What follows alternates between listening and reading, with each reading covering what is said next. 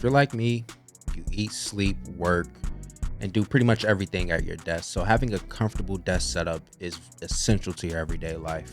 By the way, my name is DJ Blackout, and this is a 2025 beginning of the year tour of my gaming slash productivity desk.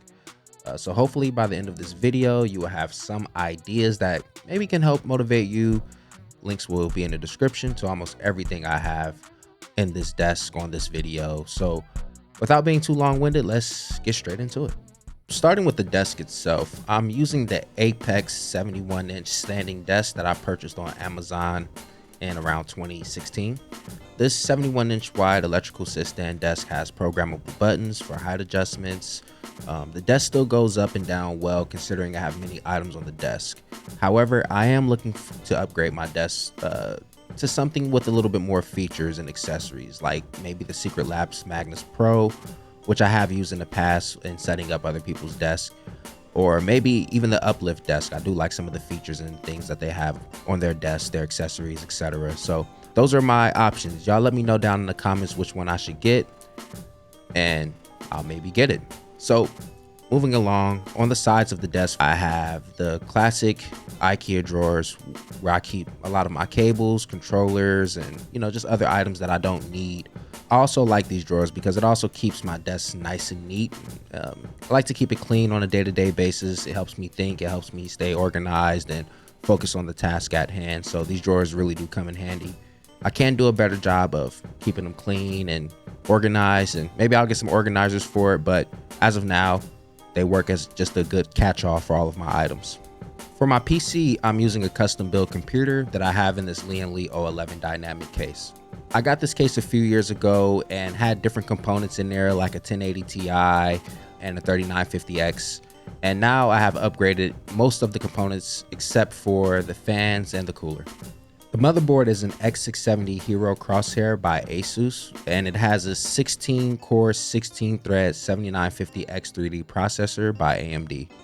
I'm cooling the processor with NZXT Z73 all-in-one cooler, and I swapped the fans with Corsair's LL120 fans to give it that nice RGB look to go with the rest of the Corsair fans and RAM that I have in the PC. And speaking of RAM, I'm using 64 gigabytes of Corsair Vengeance RGB. The graphics card I'm using to power this gaming beast is the MSI RTX 4070 Ti Super. Now I know it's not a 4090, however this GPU is enough for me to render video and play demanding AAA games such as Black Myth Wukong, which is a great game. I recommend you all get it.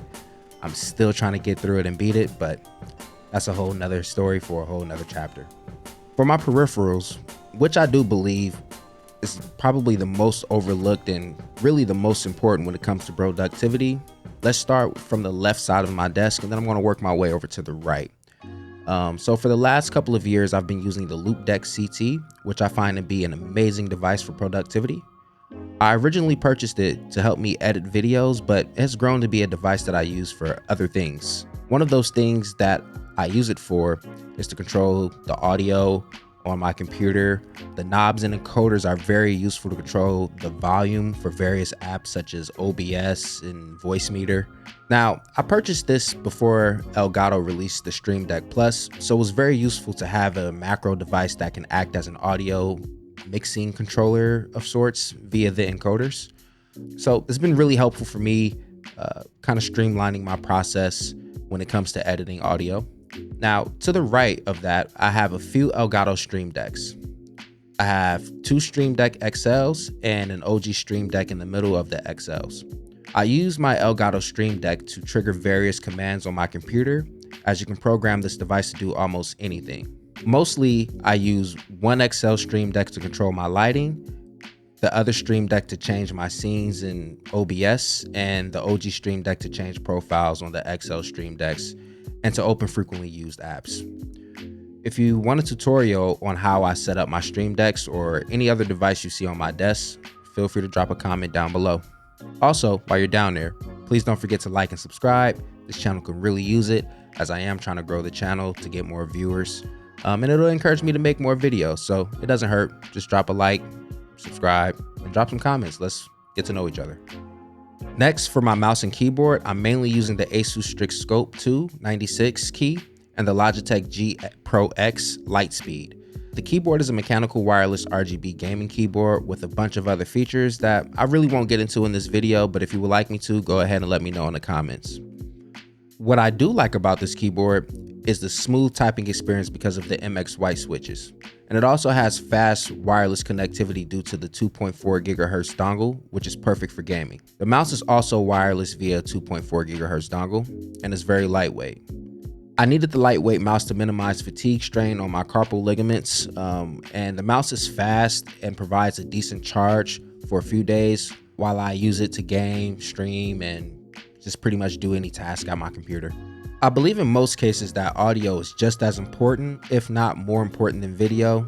I am an audio guy, so I do have a little bit of bias.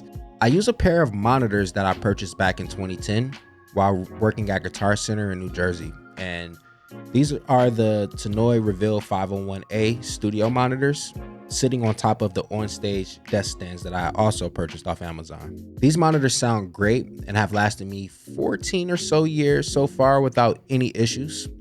I do need to upgrade these soon, and I'm thinking about getting a pair of Adams A7Xs. These monitors are important for me because I do a lot of audio mixing and music production work that requires me to critically listen to edit audio tracks. They also give me a break from using my headphones.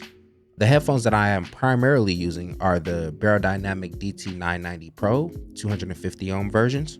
The headphones provide a nice listening experience with their semi-open back design, allowing you to still hear sounds around you while you're at your desk gaming or doing whatever you're doing on your computer, listening to music. And they also provide a nice wide soundscape as well. Like I said, I use these to game and edit music and videos. Now, for my microphone, I'm using the Rode Procaster mounted to the desk with a Rode PSA-1 mic arm. The mic gives me super clear vocals akin to what you hear on the radio. And I used to intern in radio broadcasting as a DJ, so I'm very familiar with that type of sound and grew up partial to that type of sound. So great experience using this microphone thus far. To get the audio going in and out of my computer, I'm using the Apollo Twin USB Silverface. This is the brains of my setup, mostly due to its great converters, which gives me great sound to my monitors, but it also has a very strong headphone amp, which is needed to power my 250 ohm headphones. My main usage for this interface, though, is its built-in DSP. It allows me to run studio-grade plugins with near zero latency. So overall, this is one of the best audio setups you can have in a home studio, and quite frankly, for any studio, for any budget. Great buy. I highly recommend it. And for you guys who are using Windows and want to know how to use this interface, I hear a lot of people getting clicks and pops and things of that nature.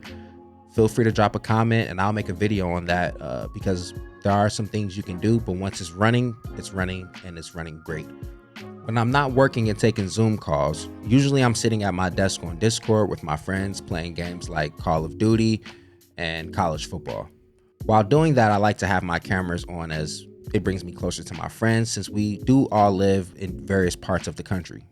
To do that, I use 3 cameras by Canon. My main camera, or my A camera, is the Canon M50 Mark II with the Sigma 18-35 f1.8 lens. I have this mounted to the desk using Vivo arms that I customized, also purchased off of Amazon. And attached to the camera is a teleprompter setup that I also customized, which I want to make a video about someday, so stay tuned for that. I made the teleprompter setup using an idea that Caleb Pike from DSLR Video Shooter came up with. He makes some great camera videos and I encourage you all to check him out. Link to his channel down below. Now, I made my own modifications and changes to enhance the teleprompter for my needs. The idea came about before Elgato created their teleprompter, or the Elgato prompter, so it was necessary for me to customize it to get it to my liking. I purchased the teleprompter on Amazon, and it's by a company called Ilokinsey. I'm not sure if I'm pronouncing that right, but again, links for everything will be down in the description. It is a 12-inch version, and it's big enough for me to be able to see the words on the teleprompter at the sitting distance that I'm at. And in fact, if you can't tell, I'm currently using it right now.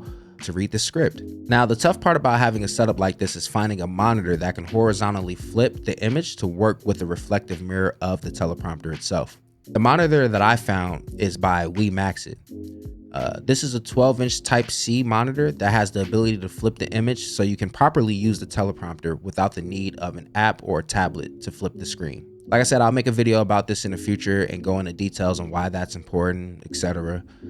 So yeah, check that out in the future. My next camera, or my B camera, is the Canon M6 Mark II with a Sigma 16mm f1.4 lens. I use this camera as my side cam, but I have it mounted on an Elgato arm and base with a quick release clamp by Oled. I mostly take the camera on vacations with me or use it to shoot video like this one where I'm getting B-roll shots. Because it does have 60 frames per second, I'm able to slow down the footage or just get really smooth footage if necessary. So great camera overall, and that's why I have it on a quick release mount so I can use it for various different shots and use cases. Now, my last camera is an overhead camera, and that camera I have mounted on a desk using another Elgato arm. And this camera is the Canon M200 with a Canon 20mm f2.0 lens. I like this camera and this angle as an unboxing camera because the macro lens allows me to get close to the items that I'm reviewing while still keeping the focus tight. All of the cameras are going into an Elgato Camlink Pro that I have connected to my PC via Thunderbolt chassis. And I believe the Thunderbolt chassis is the Echo Sonnet Express 3, if I'm not mistaken. To light my desk and face, I use a combination of Elgato's Keylight MK1s, flanking my left and my right, and also an Elgato strip that's mounted right behind the desk. The lamps that I'm using as background lights are from Amazon, and I use LifeX bulbs because they're plenty bright at over, I believe, 1,000 lumens, and it provides a nice ambient background since this is a rental and I can't paint the walls. Lastly, the monitors that I'm using are mostly OLED with the exception of my side monitor and my teleprompter monitor. The monitors I'm using are by Asus, and the monitor at the top is the Asus PG27 AQDM. It is a 27-inch 1440p monitor with a 240Hz refresh rate. This monitor is awesome for gaming and content consumption. It has inky black and smooth refresh rates, making it great for fast-paced first-person shooters, and it pairs nicely with the RTX 4070 Ti Super, giving me those high frame rates. Below that, I have the Asus PG32 UCDM, and this monitor is absolutely amazing. It's a 32-inch 4K monitor with a 240Hz refresh rate. I like this monitor because it gives me more space visually at a lower footprint than the ultra-wide monitor that I used to have at this desk. And the OLED design is great too, making all of the colors look vibrant, smooth, with the fast pixel response times paired with a high refresh rate. Now, these two monitors are both by Asus, but they have both different panel technology. The 32-inch 4K monitor is using a glossy QD OLED panel, and the 27-inch 1440p monitor is using a relatively matte coating and has a WOLED pixel layout. I won't go into the specifics about this as other YouTubers have debated about the panels in many videos, but I will give my experience as an owner and everyday user of both panel types in the future video. Spoiler alert, they are both awesome, but I prefer glossy.